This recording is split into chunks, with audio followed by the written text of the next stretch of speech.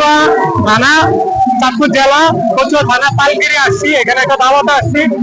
দেখুন এই যে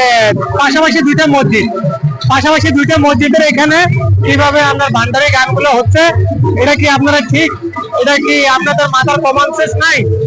আপনারা দুটো মসজিদ পাশাপাশি ভান্ডারি গান ওইভাবে আপনার এই যে বাচ্চারা ডিজে করতেছে, নাচতেছে, হ্যাঁ মসজিদে। এই যে দেখুন, এই যে এইভাবে, এই যে পালগিরি, কচুয়া পালগিরি গ্রাম, এটা কি ঠিক হলো?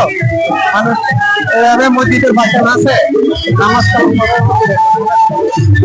নাচতেছে বাচ্চা, কচুয়া পালগিরি।